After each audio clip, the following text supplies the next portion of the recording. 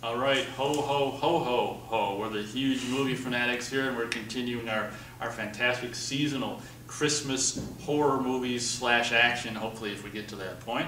We're going to continue the Christmas horror with reviews with Silent Night, Bloody Night. He wanted me to do the intro, so I was going to say Deadly Night again. Even though this was the one that was made first, like 10 years before Silent Night, Deadly Night, it's very easy to confuse those titles. I didn't see this one until I was probably in my early to mid 20s. I didn't think too much about it the first time I saw it, but it was one of these movies that kind of grew on me. I think it was a very, very low budget movie. Oh yeah. Actually, I know it was a very, very low budget movie, and it's one of these movies that, for me, has, again, it has very fantastic atmosphere, and one of the strengths about it is the atmosphere. And that's kind of like one of the only strengths. The actors are a little. It's a very goofy movie where a lot of the actors in it are very goofy, and the tone is very goofy. And if you look at the very beginning of the movie, the first shot where this woman's like in a sweater and it's like grass and stuff, and she's walking towards. It's just like, you know, usually when you're from the Midwest like us, you kind of want there to be snow, like Silent Night, Deadly Night and stuff, but the movie ends up being in the snow later. It's just that the prologue just happens to be in the spring or whatever. But it's kind of like when you first see that, you're like, oh, come on, not another, you know, California Christmas horror movie, because you want to see snow, at least we do, everyone in the Midwest and the East Coast and stuff. So the premise is very good, is kind of good. I'm not too keen on the whole. I don't like the scene that is the flashback to the nut house, because they made it somehow in post-production or whatever. They made this stuff look like an old, almost from the 19-teens. The scene, and the horrible quality. That's the only versions you can get of this movie as of now. It looks so you can't even barely even see it, because they intentionally degraded the image to make it look like old.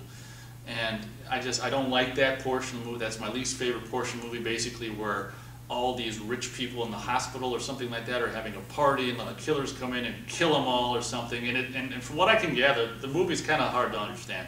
From what I can gather is these people, these nutcases who were in the hospital, are the ones who, which is probably a lot like the way the country and the world is run anyway.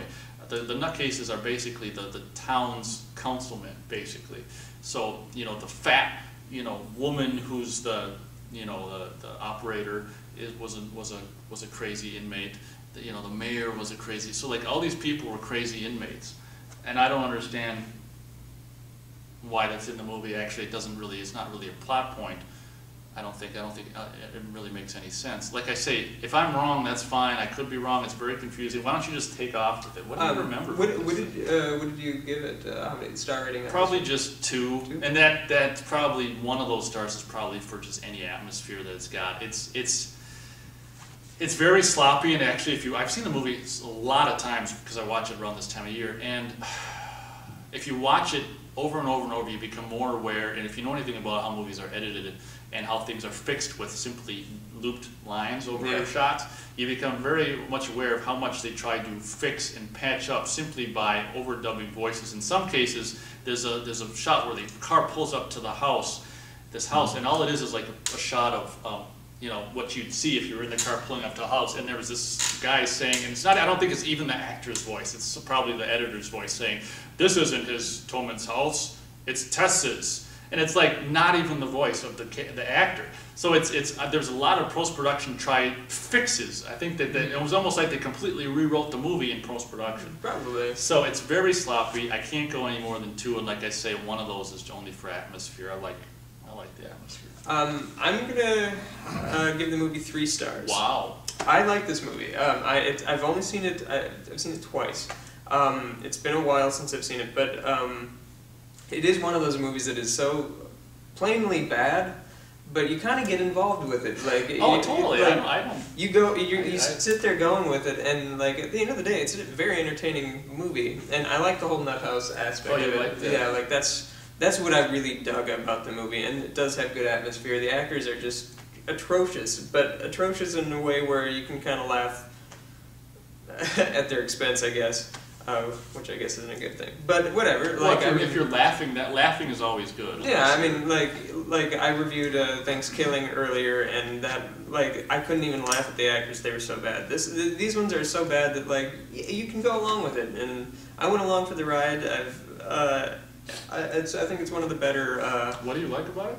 Like, it's just, I like the whole nut house You like angle. that I liked the atmosphere. I like that it's bad. Basically, it's one of those so bad it's good kind of thing. Yeah, they tried to build this whole. Well, they didn't try. I guess they did. They built this whole lore around this house. I can't remember all the details, but it's like, you know, and there I can remember like some guy reading a will, and I, being of sound mind, leave my. And it's like, it was almost like, I don't know this. I can't remember. I've seen it so many times, but I can't recall exactly what it's about. But like this house, the town doesn't want to lose this house or something. This young guy owns this house. He's coming to town to sell it, and he'll just sell it for cheap just to get rid of it. And maybe the house was the house. Maybe was the house the nut house? Yeah, that's what I took from it. Anyway. Yeah. So I guess this town. I think the town, which is actually run, like I say, the town's council people are basically some of the inmates. So I think that the town wants the house bulldozed, right? And they couldn't do this until the kid came back and sold it to them. But then there's someone in the house who's the killer.